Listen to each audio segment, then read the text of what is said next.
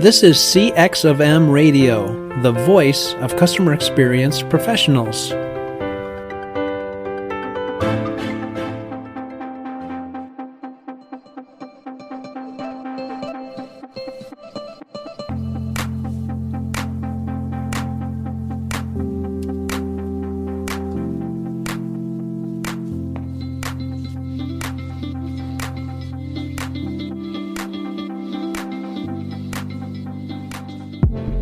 Hello, everybody, and welcome to part 2 of a very lively discussion with Group 3 as part of the new UXer Symposium. We had a great time in this discussion, but it went on for so long that we had to split it up into 2 episodes. So here is the second part, the conclusion from last week's discussion. Enjoy. The way to simplicity is through complexity. So learn things from a broad perspective, and then you can break it down into smaller chunks and you attack it that way. And that's how you master things. So, but go ahead, Clarissa. Thank you, Darren. You raised lots of points that I've been reflecting on, and it made me think of a discussion that we had in Chit Chat Hour last month. I feel like I'm on a mission in my practice to make those fundamental methods sexy again. Yeah. And I say that because I think that's why I think sometimes people in this space who are developing products and services love the sexiness of design thinking because it's great spirit, right? You bring everyone together to generate ideas, to, come up with solutions to wicked problems, and you go out and you test them, and it sounds so exciting and fun. However, I've been looking into heuristics a lot, like obsessively, yes, because I've realized, and again, this book is amazing, the Universal Methods of Design, because I came across heuristic evaluation. I was like, this will save me so much time in meetings when we're talking about, where should we place the navigation? Where should we place the back button? Let's ask users what they think about it. No. We don't need to. We can just look at this design from the perspective of good practice, consistency, and reliability. And it's just in that way we can save time. But sometimes when you present these ideas to people think, but how are we going to get involved? And how are we going to, we need to come up with things to it's like, we don't need to. I feel like I would love to build more of that into my process rather than, I think previously I was thinking about just, finding out what the problem is and coming up with ideas and testing them. Like, actually, no, we don't always need to test. Right. We need to just rely on what works. And I feel really privileged in that perspective working in public sector now, because we have what's called the government digital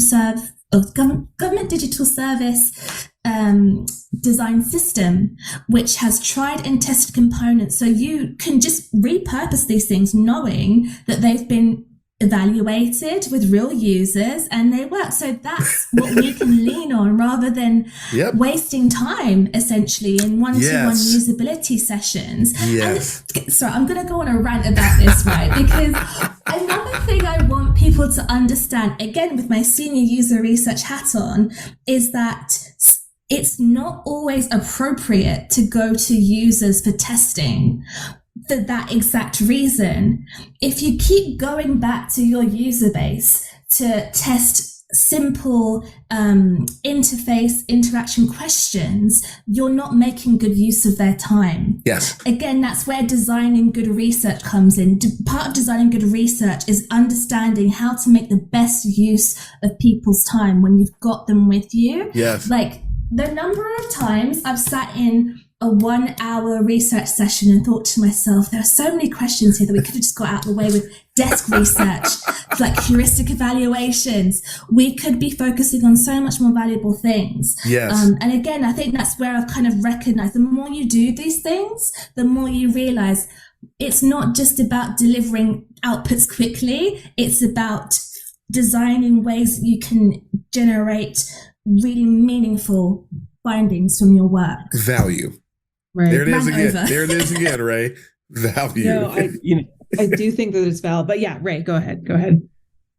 I was just gonna say on the heels of what I forgot your name that quick, Clarissa. On the heels of what Clarissa. she just said, Clarissa. I'm sorry. Sorry. There's another element to that too. Is when you're sharing the data with shareholders, is being aware of the audience that you're speaking with. In other words, yes, don't waste your time by telling them things that they already know, because like in the space that I'm in, enterprise, a lot of these PMs, they, from just dealing with certain people, they do their own desk research for the most part, as I can see. I'm not gonna say it's user research or whatever, but there's a lot of people doing some kind of research. So the need to understand where these people are at and the amount of work behind the scenes that they are not gonna just automatically tell you. They need to know where they're at in their understanding of the users, the customers, and all that is very critical. Otherwise, you fall into the predicament of just wasting everyone's time, or why do we need this person here when we can find out this information ourselves? Mm-hmm. That's just my experience. So, yeah. Right. And go ahead, Elizabeth. It's true.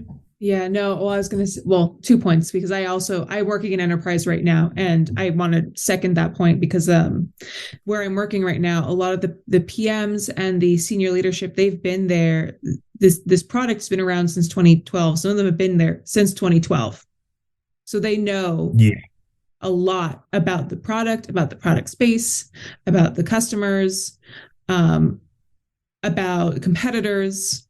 So if you are finding out things that are new to you, but they know, like, well, okay, what does that matter then? But to Clarissa's point about, knowing the tried and true methods, I'm a little worried. I was recently at a meetup, and someone had said something about how one of the attendees had said something about how everything we know about UX could change in 5 years. No. And I saw people there like nodding their heads like, yeah, I know. And I don't know if they meant everything or if they were being hyperbolic, but it seemed like they were talking about everything. All of our understanding of the topic could change within 5 years because it's an ever-changing discipline. It's an ever-moving discipline. And I think that they misconstrue what they mean, or what it means when we say it's a fast-moving discipline. I think it's a misconstruing of what it means when we say it's a fast-moving discipline. I think people think that there's no foundational knowledge. And I'm like, this is based in an understanding of human behavior. Yeah. That's not going to change anytime soon. The way people work, our knowledge of that is not going to change in the next few decades, in the next 100 decades. Like it's not going to, that's not going to change. Brains haven't changed. Yeah.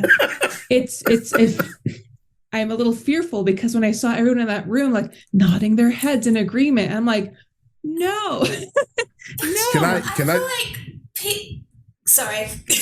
No, I was just going to say, I have been marking people with that mindset. That weird post was actually reminiscent of that. There are people who they work harder at trying to disavow and ignore all the aspects of UX that came before them because they want to be the seniors.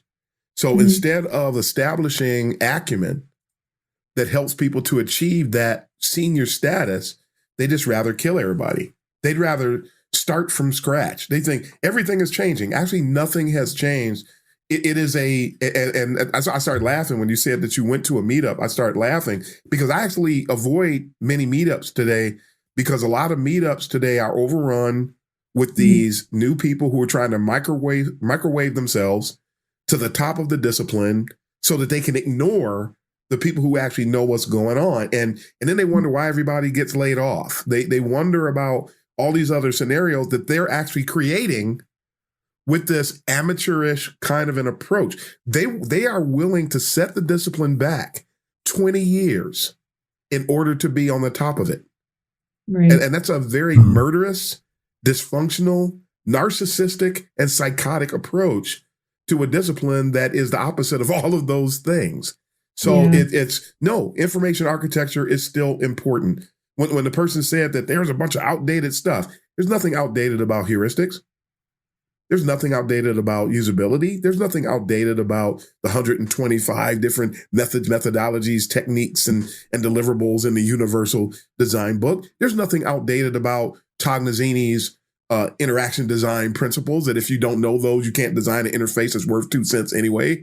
So it's, these things are still legit because the human brain has not changed. The human brain is not going to change. The only thing that changes are form factors and mental models. And Darren, you just said that brains don't change. No, they don't change. It's just that they get exposed to new things and then they try to adapt. And so user experience professionals have to be aware of the adaptations that people are making as when the iPhone came out, users didn't change, the form factor changed, and they applied how they think to this new form factor. That's what we do. That's what UXers do. But I go to these, matter of fact, there's one meetup. I don't care if they hear this either. That's me being my bold self again. I go to a meetup, similar to what Elizabeth just mentioned. I go to a meetup and people are saying all types of ridiculous things. When they do acknowledge that I'm there, it's only to cast aspersions. And then they continue with this other ridiculous commentary and things that people are saying. I mean, we're living in the age of participatory UX, participatory trophy UX is what I call it. If you've ever played any organized sports, I'm older, so I've seen the things change with organized sports. And it used to be you tried out for the baseball team, you tried out for whatever sport it was, the basketball team, whatever it was, and you either made the cut or you didn't. It eventually, because nobody wanted to be left out and parents were complaining because their kid sucked and the kid couldn't make the cut, then they started coming up with ways to get the kid to be included. And then when I was an all-star Little League baseball player, but I played, it was already changing. When I played my last year of organized baseball, because it got to the point where we had 15 people on our team. There's only 9 people play at a time in baseball. Not in our league. If you showed up that day, you got to bat, no matter how god awful you were. And you see somebody going, there's 2 outs, and somebody go to bat, just grab your gloves and get ready to go out, because you know that nothing was about to happen. So this participation trophy thing, where you're gonna go and we lost the soccer game 10-0, but we did play. We gave it a great effort. Let's go get some ice cream and some pizza. That same mentality has crept into UX. Yeah. And it's no longer, Ray mentioned earlier, it's no longer about excellence. It's no longer about value. It's about people feeling they're a part of something. And people work so hard to discredit. There was somebody said, these people, that same post that we were talking about, and these people are pontificating. And I saw where the person who accused me of pontificating actually liked that post. And if you look at the things, I knew that they had been talking. Make that association immediately. Then the person, and if you look at who they choose to interact with, they say this, that, and other. Who's got time to go and look at every interaction and decide who's reacting to what? And you just biased everybody anyway. It's childish. It's like, are we in the 2nd grade again? Yes. It's absolutely ridiculous. And we go to a meeting, and then we'll take Elizabeth's hand. You go to a meeting, and there's 10 disciplines represented, 8 to 10 disciplines. We are the baby.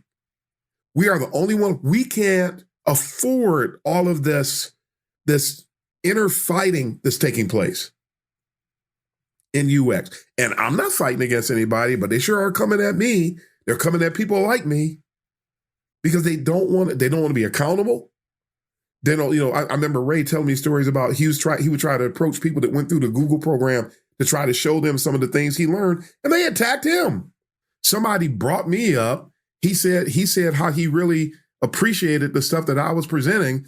That guy starts making all these weird, out of left field accusations that had nothing to do. And this is the kind of stuff that they do. These blind, foolish gaslighting. The discipline can't afford it. Mm-hmm. We can't afford it. Somebody just said, the stuff you're talking about is old fashioned. What did I say that was inaccurate? Don't throw some goofy thing out there that triggers a fear in your little neurotic crowd, because it's what they are. What did we say? Where is it wrong? We mentioned earlier about research. Great point, Clarissa. I was working at Quicken Loans, and Fathead is owned by Quicken Loans, and they had a problem on people were abandoning the custom Fathead part of the experience where you had to upload an image and they would create a Fathead, and then you get it and you put it up on your wall. Whatever picture you send in, you can do it. I use it a lot. Love that. I didn't do any research at all. I did a heuristic evaluation because heuristic evaluations will inform your research. Exactly. If you don't do a heuristic before you do research, you will research things that you should have known because of your personal heuristic repository, as I call it. But if you don't have a personal heuristic repository and you think you have to research everything, you're wasting money, you're wasting resources, you are inviting what I call participant fatigue because they're going to get tired of you coming to them about nothing. Mm-hmm. Just do research. Research can be used to identify up to 90% of what is wrong with any design. Just do research on the 10%. If the maturity of your team only accounts for 60 to 70% of what's wrong with the design, conduct research for the other 40%. That's how these things are interchanged and how they work together. What's old about that?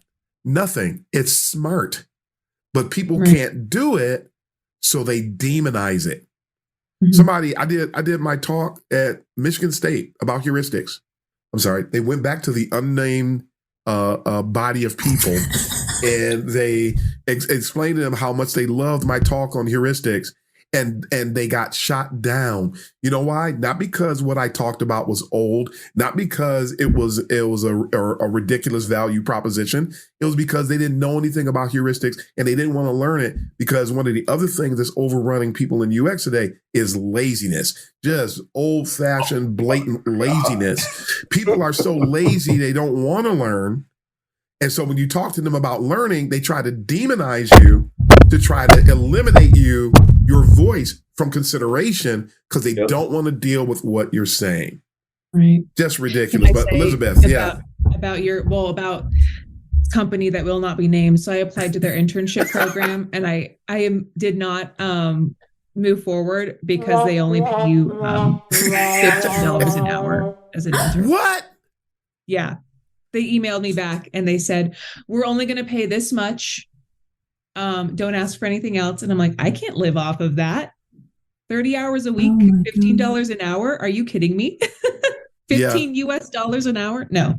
But no, I brought up this point because which is also why I asked, when did this discipline start to diverge from proper UX? Because at this meetup, I do think that your voice is valuable, and I do think it'd be helpful for you to go, because when I was there, about 90% of the people there were just starting out. Newer UXers. They were juniors. They were entry level. They were just trying to find out about the discipline, and it was just sad to see, because it's like, these people are just starting out. They're already getting misinformed. Yep. They don't know that they're getting misinformed. No idea. Baby bird because syndrome. They're just starting. They don't know what they don't know. Yep.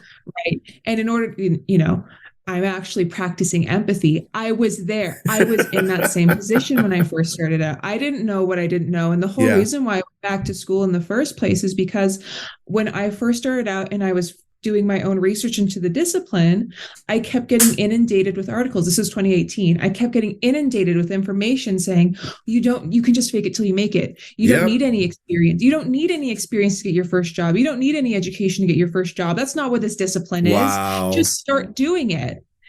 And when I'm at those meetups and I'm hearing people say those same things from back in 2018, which was not true in 2018, but it's definitely not true now. I want to empathize with people who are just starting out as well, and understand that they're not starting out on the right foot. They are getting misinformed right from the get-go, right from the start. So when I do hear another junior say something that's wrong, I don't want to, say that they are purposefully doing it. I just think that they weren't informed properly. They don't know. But to the point about learning, when some people they are just flat out lazy. They don't want to learn. But then others got educated by someone who is telling them, I already told you all the things that you need to know. Or they went to a boot camp, learned all the things from the boot camp, and the boot camp lied to them about what they need to know. Right. Or didn't fully elaborate on how much knowledge you need, and the fact that you're never going to stop learning. Like, I got my master's. I barely scratched the surface of what this discipline is in that master's program.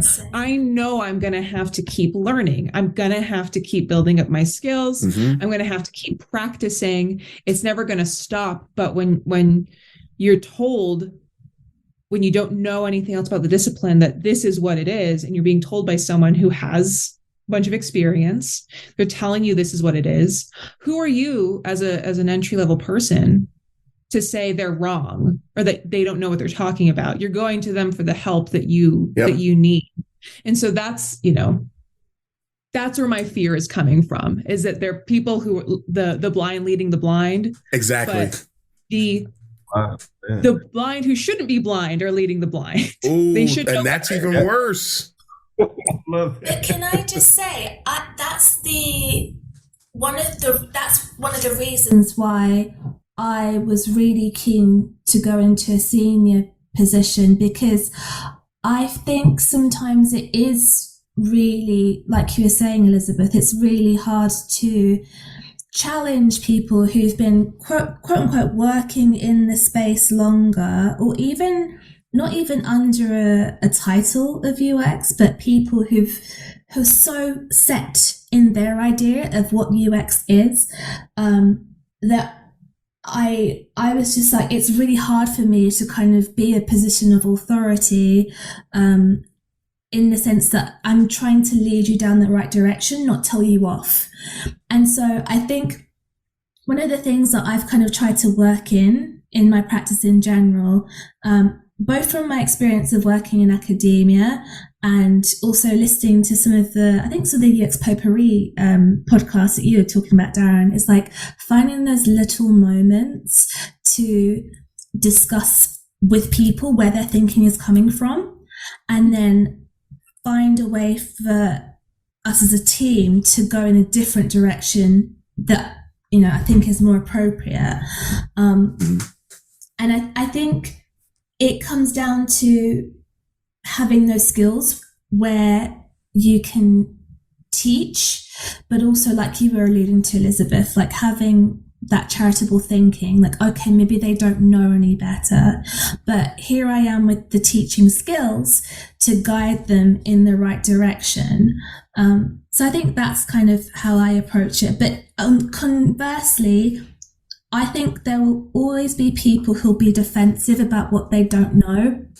And in the sense, for your own sanity, it's just worth keeping an eye on those people, making sure they don't hurt themselves and others, but also saving your mental health, because it's exhausting. Like to yes, it is. I'm talking at the very basic fundamental level. when people refer to UX, when you know good and hell well they're not talking about UX, they're talking about visual design. When people refer to user research, but they're not talking about user research, they want to ask people they want to ask users what they like. What do you think about this, that, and the other? That's like, it's just things like that.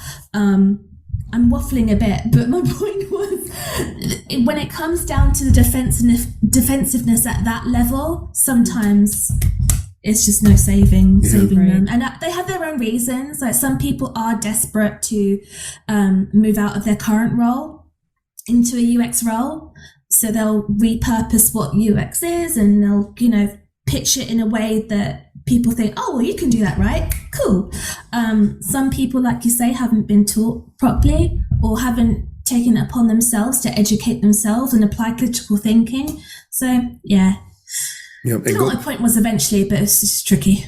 Right. Go ahead, Ray. You had a comment you just shared in the chat. You want to share that? Oh, I just mentioned what I noticed immediately when I got off in the UX is that it's filled with people whose arrogance is unjustified. I'm not saying that we should be gung ho for arrogance, but I do think we all would agree that there are certain people who have ascended the ladder in whatever disciplines that you can think of, who, if they're cocky, okay, I understand why this person cocky. They're a but okay, I can see why. Compared to, why is this person a butt when they don't know crap, or they don't know what the hell they're talking about, or it's obvious they're pretending. So why is this person so damn arrogant? So I had to accept the fact that was the case, because while on one hand I did have the baby bird syndrome, Darren, that you coined, I did have that. However, okay, so that means I didn't have a filter. Yep. However, because of what it was, and that was information architecture, I went down that trail first. I guess the forces of good was in my favor, so to speak, because it sort of kind of shielded me from a bunch of crap. So by the time that I did start saying, okay, let me kind of network and all this good stuff, I'm looking at everybody else wondering, man, what Kool-Aid you guys been drinking? Because this is not what I've been reading about and learning about over here. And then when I went into the took the Google course, I'm scratching my head, because at this point, even though this may have not been the best places that I was contracting for, but I knew that there once again, there was something missing from the Google course, because that wasn't real life. Nope. Things are not nice and neat as the course portrays, and we don't even want to talk about the ideology. That's a whole nother conversation. But my point is that going back to the statement I made, is that I recognized amongst juniors, amongst those who have not even got their first job yet, and amongst those who have migrated over to UX, maybe they were head of graphic design at ABC or whatever, there's this unjustified arrogance.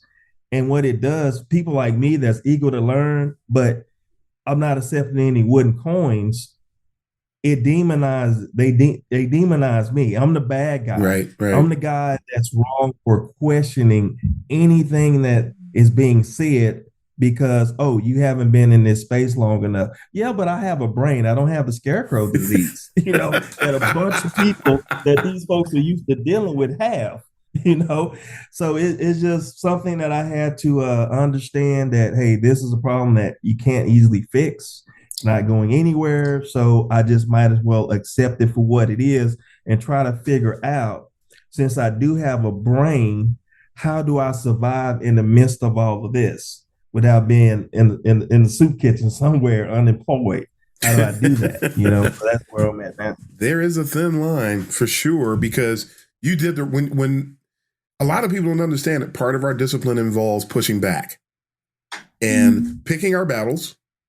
Don't fight every battle, but pick our battles, pushing back when it's time to push back, doing it in a diplomatic and professional way so you don't become the person that nobody wants to interact with, but do it in a way that even when you do disagree or present something that the team might not understand, that you do it in a way that still endears everyone to one another. And we can just agreeably disagree, but keep in mind, we're not married to our recommendations. It usually takes a while to learn that. So if we recommend something and the company shoots it down or the stakeholders shoot it down, moving on to the next project. Yes, I did my best. Did you represent expert voice? Yes? Good. Check that box. There's a box for you to check. Did you advocate for users properly and ethically? Yes. Okay. Did that. Check that box. Did you provide proper substantiation? Did you share trustworthy, reliable, and actionable data through your research? If it's yes, check those boxes. And they still don't care. You did your job. And that's one of the interesting things about UX, that sometimes that's the job, to simply represent and move on.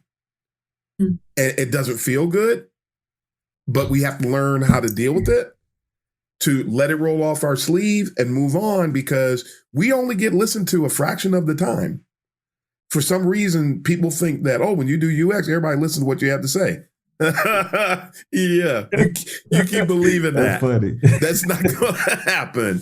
And when you're in an environment, there have been times I'm in a great environment, and I recommend something, but I'm so used to, all of a sudden having the tomatoes and their proverbial tomatoes thrown at you, and then you make a recommendation and then you brace for impact because you know what comes next. And when they go, "Oh, that's really great, I understand that," you go, "Oh, what?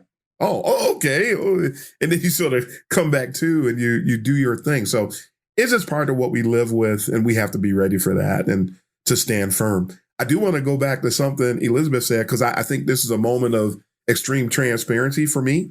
And I want to present something that one of the reasons I had to stop going to certain UX meetups. When I see certain meetups, I'm like, okay, let me assess who's in charge of this. What's the topic? No, I'm not going, because it was what Clarissa said. Doing what I do for the discipline is extremely taxing, as you probably already figured. It can be extremely painful, because I haven't lied to anyone. I haven't misrepresented anyone. Everything that I do, I'm going to retire. By the time you guys really reap the fruit of what I'm doing, I will have retired. I'm not even going to partake of it. So I'm not even doing this for me. So when I say this is a labor of love, this is a humongous labor of love, because at best I get to look in the distance. They finally got it. Man, I'm happy while I'm on my rocking chair drinking my iced tea, because I'm not doing it anymore. So when I go to certain meetups, and it's exactly, I can't remember which one of you said it. The blind leading the blind is one thing, but the people who aren't blind leading the blind is an absolute travesty. And it's sad that that's what's going on at a lot of these meetups.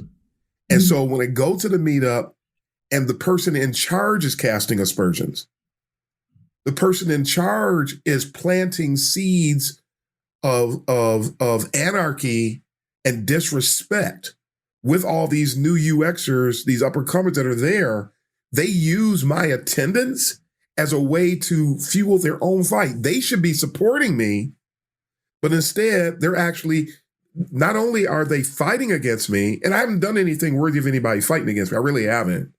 And if anybody examines it, you know that I haven't. But they also are guilty of coddling the new people. So they're basically, hey, thanks for coming. Here, come and get your shot of toxic positivity, and off they go. So that's what's happening. When they say something ridiculous, some of these people have been doing UX almost as long or as long as me, and say nothing, because I've said this on my podcast a lot recently, cowardice is running amok in UX, and nobody wants to. It's funny. They're willing to lie on me, but they're not willing to tell that person they have a nail in their tire. And that is really mega dysfunctional, that they're willing to do that. You won't say anything to who you should say something to, but you're willing to say something that's going to make somebody else look bad and basically detrimentally impact my career. by doing things like that. They used to complain about the fact I didn't have a degree. Then I got 2 master's degrees and I'm getting a PhD. And now they complain about that. It's amazing how people flip and try to make you look bad for all the wrong reasons. And then when somebody does do something bad, they just gloss over it and act like it's nothing. Or people who are angry because of what I achieved and try to make me look bad because they're threatened by it. So I deal with things from so many different angles that you just wouldn't believe it. And the thing that keeps me going is my commitment to excellence. I refuse to back down. But it's not about me. And that's really everything I just said is about that. This is not about me. I'm talking about me, but I'm only talking about me to make a point. It's not about me. Go ahead, Clarissa. Which I want to say. Oh, go ahead. Sorry. Clarissa says anything. I value you. And I am so happy. I wish that wasn't happening, because I do think that the things that you have to say are so helpful. Like when I first got started, if it wasn't for you being on Debbie Levitt's podcast, you, Nick Fine, I'm forgetting who else, Dr. Ari, if it wasn't for all of you saying what you have been saying all the way back in 2018, even before that, I would have struggled. I would have still been struggling to land my first job. Land that first real UX job, because I would have been listening to people who were misinforming me about what I needed to do, how to properly train myself in order to do the work. So I appreciate you so much, because you and all these practitioners who are being truthful and being honest about the state of UX are helping people. So if you don't feel that way, I want you to know. Yeah. For me personally, you did help me. It always makes me feel good. Path. Yeah. It always makes me feel good when people do that. And I take that and I definitely treasure the moment as much as I can, because it helps as well. It helps as well. But go ahead, Clarissa, go ahead. I know you've been sitting there patiently. I was, as you were talking, I was thinking about some moments, and I do therapy weekly, and often I talk about work and the frustrations that I sometimes experience, where I have very high standards for myself, and I pride myself and tie my self-worth to the quality of my work, to the extent where if I sometimes feel that I'm not in an environment in which I can do my best work, I feel bad about myself. And I know it's going to happen in my career, and it's something I'm still personally working through. But she said something to me once, which I'm trying to kind of use as a mantra, because I would say, I wish I could fix this problem. I wish I could fix this. I wish I could. And she said to me, how about thinking about improving something 1%? Yes. And it's even then, in telling me that, she could see me rolling my eyes, being we can do better than 1%. But it's in principle, just being present, like you were saying, Darren. Did you advocate for users' needs? Did you design your research properly? Did you do all that you could have done? Okay. I have to find a way to make peace if I want to say I don't get my way, but if decisions are made that don't align with what my expectations are, then there's that. And to what else you were saying, Darren, about, because I think, again, coming back to my journey to being a titled senior user researcher and the raised eyebrows in certain forums, one of the things, do you know what? It wasn't that. I was listening to someone in a forum talk about how they interviewed for a job, and it was with a startup, and it was with 2 young founders. I don't know how long they were, but they said that the reason why they didn't get the job is because the person that got hired was cute. Been there. That's what they said in that environment. And you laugh, but I was very concerned because I feel like that's something that I'm very fearful of. Oh, Clarissa got hired for this role because she's young. Clarissa got hired for this role because she's so smiley. Like all the good things about you that get weaponized. Like, you know, I'm very straightforward person. People say that they like that about me when they work with me. But in the same vein, being a straightforward Black woman, people who work with me say that they like how straightforward I am, and that's great. But in the same vein, someone else might come along and see me as a young Black woman and call me aggressive, and they have done before. Like, I had a horrible incident at work where that happened. And so my point is, people, and this is again something I talked about in therapy, people will tell themselves all kinds of lies in their head to justify feelings about themselves, about, you know, why not me?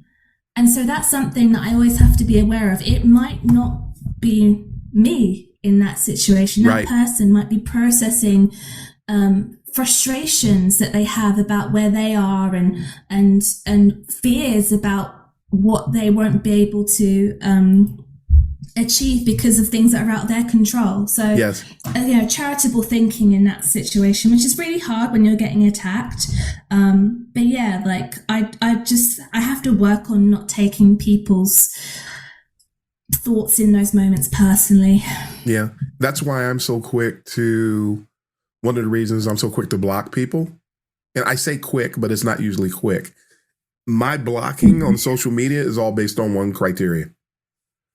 If somebody, and when I see that they're dedicated to being incivil, I'm done. Our engagement on social media is something we do of our own volition. It's our own prerogative. It's all, and I'm sharing information massively, either the posts you see and the conversations you don't. I'm doing this stuff free. I love how somebody talked to me about psychological safety one day, said that you're actually giving people your brain power. And you cannot discount the value of that and the effort behind it. And so you have to treat yourself a certain way. You know, the old adage, love others as you love yourself. Yes. That means that you have to love yourself first. And people usually miss that. So if you don't love yourself, if I don't love me, I can't love you. So I can't do right by you unless I do right by me. So if I allow abusive people to come into my life and take up residence, then that's doing a disservice to myself, which in turn, eventually that's going to play out a different way. So I cut people off. So anybody I've ever blocked, there was somebody recently, can you please get that? And there's like several posts on LinkedIn. Can you please get Darren Hood to unblock me? Can you stop being uncivil? You know, everybody I've ever blocked got blocked for the same exact reason, pretty much. So if you show that you don't value what I'm sharing, there's no reason for us to have a connection. Is there? You're not going to be there if you don't respect people, not just me, if you don't respect people that you interact with during the conversations on my post. If you don't demonstrate respect for them, I'm going to look out for them. You're gone. You know, so these types of things. So we have to look out for ourselves. Oh, and I laughed when you were saying that because I experienced the same thing once. My first internet related job, I didn't get it. I was trying to get a promotion at one company. It was before I was doing UX.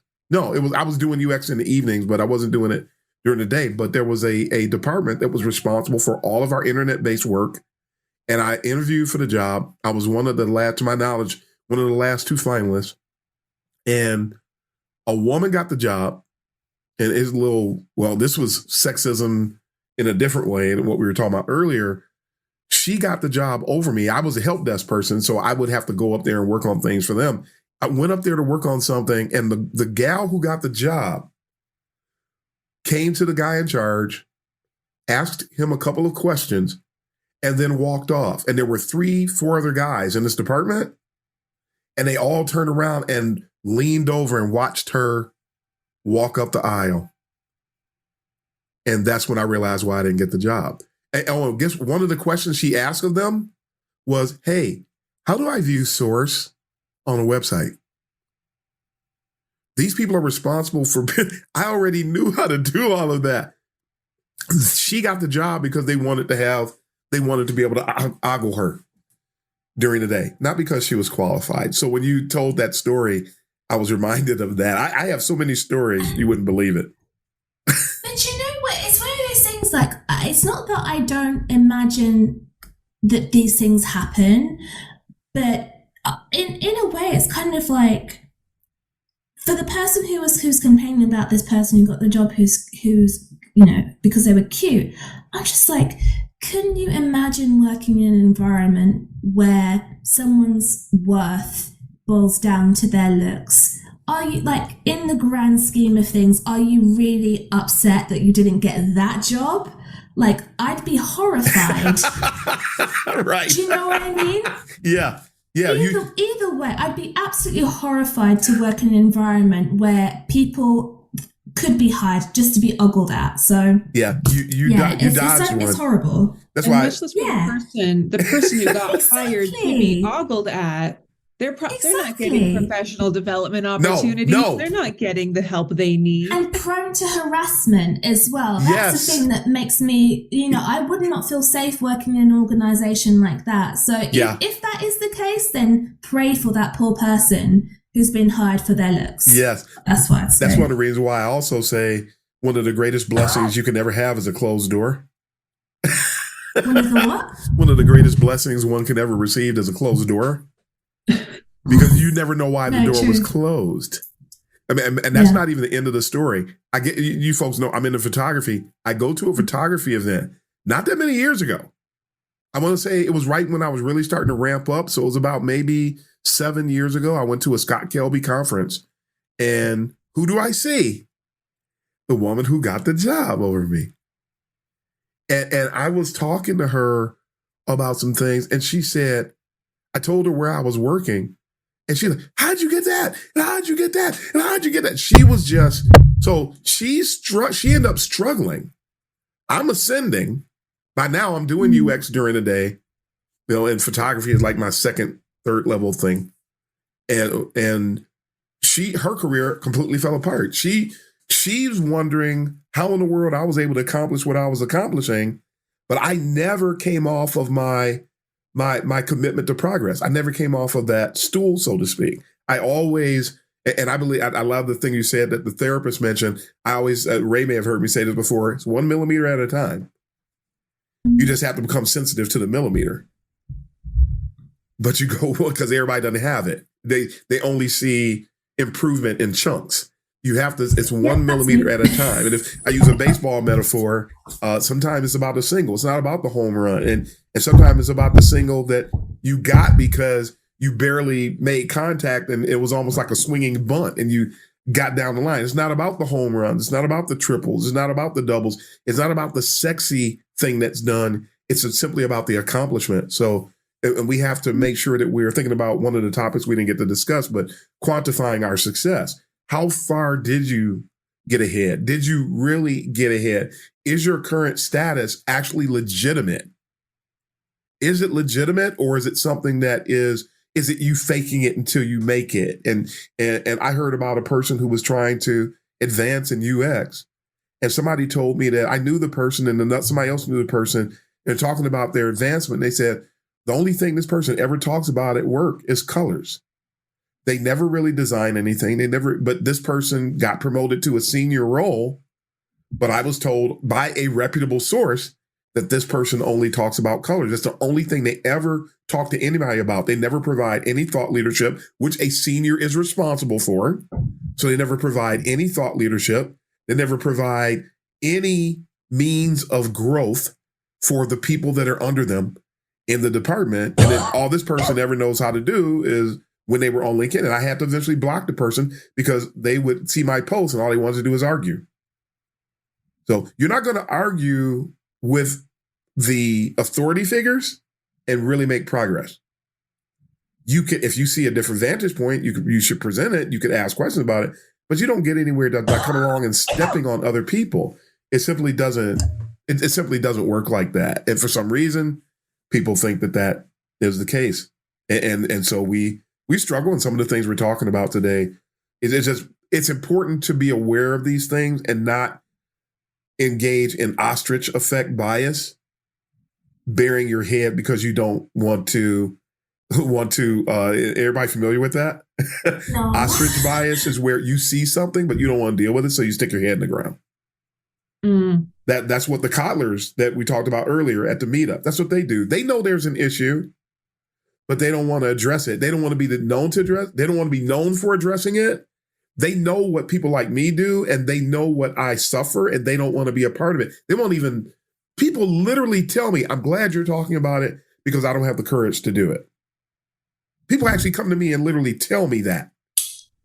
I know you're taking one for the team. I appreciate what you're doing. You're taking one for the team. Yeah, I have not gotten hired because of my being vocal. Are these leaders in the field who, if I looked them up, they'd be working at pretty reputable companies? Yes. Yes. And they're afraid. Many of them are afraid. That's the cowardice in the discipline again. They're afraid to speak up because they don't want to be known for that. So like what Clarissa was talking about earlier, some people look at me as angry Black guy. I'm not angry at all. I've actually had people respond to me on LinkedIn and say, "I know you're angry about this." I said, "I'm not angry at all. I'm just making a point." So yeah, I'm just being passionate. Yeah. You know, what are you? Oh, that's wrong. Why are you doing it? How you want me to say it? It's sort of ridiculous, but again, they do it because they're trying to make me look they're trying to cast me in a certain light. Yeah. Because then in one fell swoop, that makes them feel justified in ignoring what I'm talking about. But everything I talk about, I say it again. When I say something's coming, it always happens. When I talk about a current state, it always gets proved out. So the fact that everything I said, one person, Darren is pontificating. No, I'm not pontificating. That's a way for you to dismiss the reality associated with what I'm saying when it's actually real, and you're doing people a disservice by painting that picture. So, and I had a big post about that this week, and folks, what did I get, like 10 likes maybe? And people weren't even responding to it. They saw what I did. They went into ostrich effect mode, and they buried their head in the sand. You know that what I said is true. You know this is happening. Why are you ignoring it? And don't you realize that by doing that, you're not supporting me? That's for sure.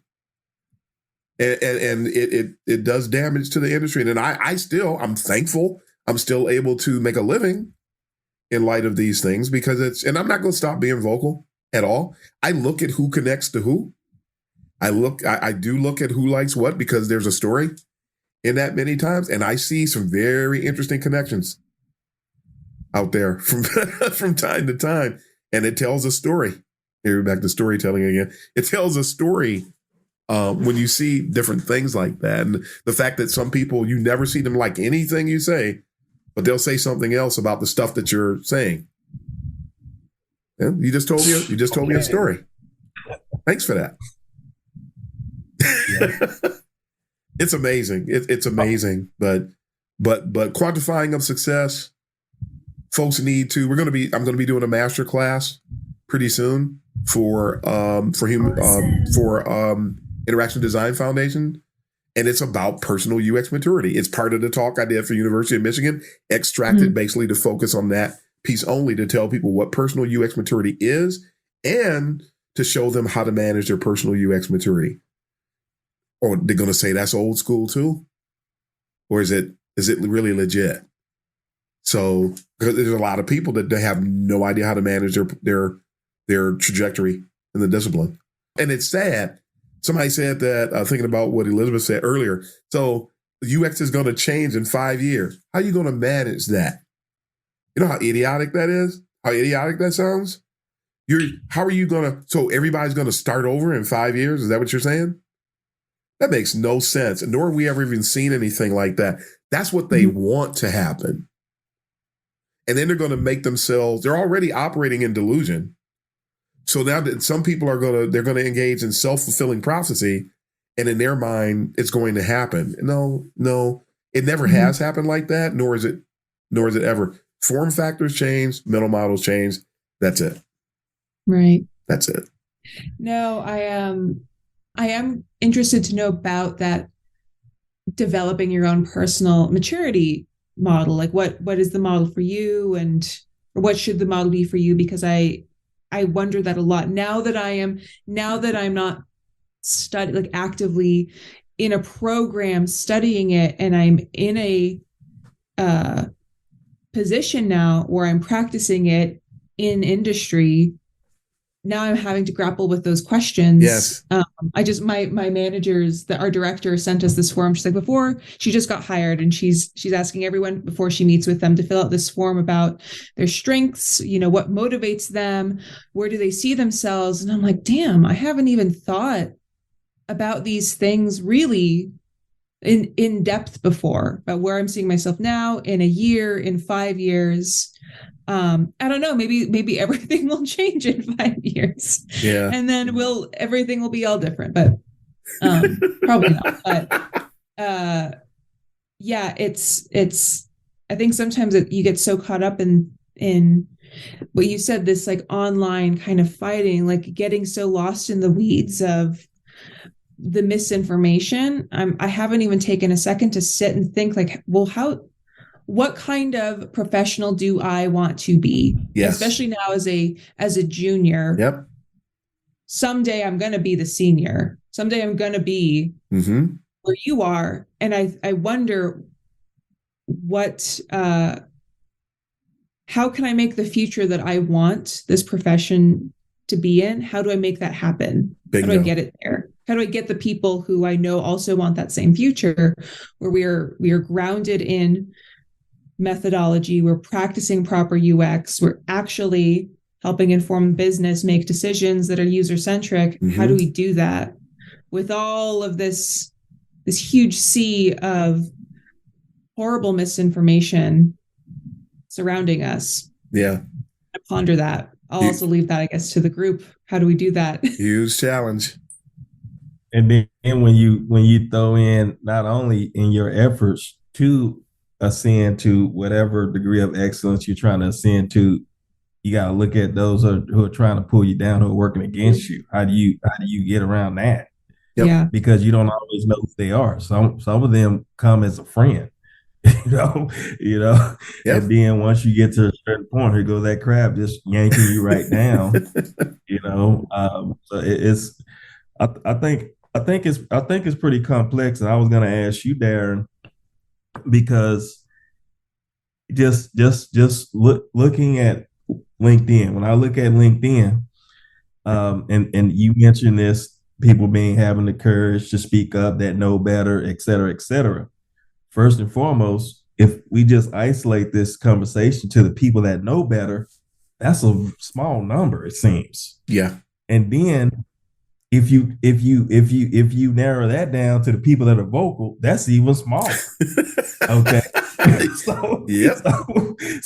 So then you got the retrofit. Some of these folks are in some powerful positions, and then you got the leaders of tomorrow. They're thrown off too. Some of them. So it's like it's kind of. I hate to be a negative Nancy, but it doesn't look too great. In the grand scheme of things, the future doesn't look so bright. And once again, if we throw in the word value off in this conversation in light of all those things, okay, it becomes a point to where I'm looking at a career where I'm just jumping around. Eventually, I'm hopping around from place to place to place. We can even talk about education. Back in the days, on-the-job training was a big deal when I was in telecommunications, but how in this field, you grow by experience, you strengthen that. Yeah, head knowledge is great, but that's in a book. Once you apply what you learn, then that's the real test. Yep. That's how you put have y'all actually learned this? Well, let me test it out. Let me put this out in the wild. Let me put this to practice. But if you don't have those opportunities, most of us haven't built a website or, a product from beginning. We're doing features, add-ons, stuff like that. So we have no idea what it means to start from ground zero. Yep. So the learning opportunities and the growth potential, I mean, and correct me if I'm wrong. No, you're 100% right. It's not really there compared to back during your time when you guys first came on the scene. Okay. Of course, there's going to be the exceptions to the rule, but it's a serious problem. Yeah, because there are some opportunities. Some of us have opportunities to, I would split it. Let me take a step back. There's a percentage. I'm not even going to throw a number out there because I don't know what it is, but there's a percentage of brand new initiatives and a percentage of redesigns or updates or people are in maintenance mode with regard to certain things. So there will always be that variation.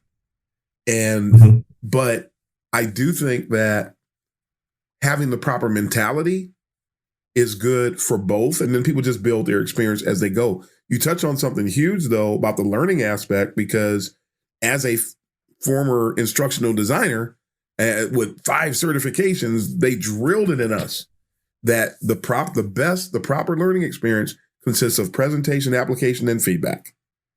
So presentation could be that you watched a video, you went to a training session, however you read a book, whatever you did to internalize that information, to take it in, that's the presentation mode. The application mode is when you get to practice what you learn. So some people just get in presentation and then the application is not done properly.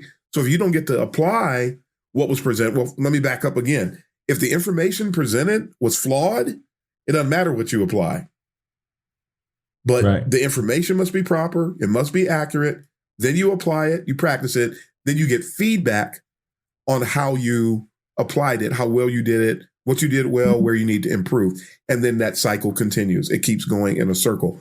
So that's how people grow. That's how people learn, no matter what their venue is. That's how people learn.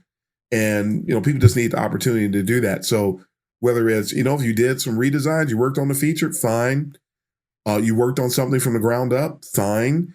It just, whether you worked on one versus the other, it's gonna, everybody's gonna have an opportunity. I mean, I worked on, from the very beginning of my career, I worked on things from the ground up. So I had the benefit of working. I got involved when the internet was just getting started. So we had to build websites from the ground up, and I built a bunch of websites from the ground up using UX principles.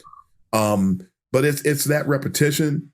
It's that relearning things. Because you could relearn something, or you could learn something, but then you have to relearn it because something changed. There's also that iterative aspect and that retro aspect where you did something. Okay, what could you have done better? These are all the types of things that come into play when we're trying to improve ourselves, gauge ourselves, evaluate the trajectory of our career, to quantify our success, our status, if you will. And somebody mentioned Dunning-Kruger earlier. That's a huge issue today, because in this age that's dominated by fake it till you make it mentalities, a lot of people like to imagine they're somewhere that they're not. And when you do offer feedback, which is critical to the learning cycle, if you criticize somebody, if you tell them that their baby is ugly, so to speak, then they take umbrage to that, no matter how diplomatically you present it. So these are all things that are critical to UX folks, as they are to any other discipline, really. These are all things that are critical, and folks will not progress until they really embrace these components. They really won't. So, but we have covered a lot, folks. I think we ended up touching on some of the other topics without bringing them up formally. I want to take the time. I know Dhanashree had to go, but I want to thank you, Clarissa, Elizabeth, Ray. Thank you for taking the time to join me today. Thanks for being so open. Thanks for being so transparent. Thanks for displaying and demonstrating your passion. And I'll offer to you also something I offer to the other groups. Everybody wants to come back and do it again. So if you want to come back and do this again, let me know. I know Dhanashree would love to to come back because she didn't get to participate as much because we had some extended time. But thank you again. I know people are going to appreciate this. I've already, the feedback that we've received on the other new UXer symposiums has been fantastic. I do think, just to share a bit with you, by the time I finish my PhD, because time prohibits me from doing this now, we're going to start doing this on a regular basis anyway, and it's not going to be part of a podcast where we can just come together on the weekends and let people sound off and talk about things and look at things and actually get our hands dirty in working on different things or identifying and addressing certain things, because I think it's going to bring value to the community, and I care about everybody. My heart's too big, I think, sometimes, but I know right now dissertation comes first, but just so you know, that's on the horizon. We're looking forward to doing this again, but until next time, this is Darren Hood, the host of The World of UX. Happy UXing, everybody.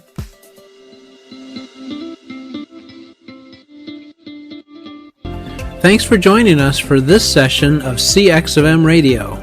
Be sure to rate, review, and subscribe to the show, and visit cxofm.org for more resources.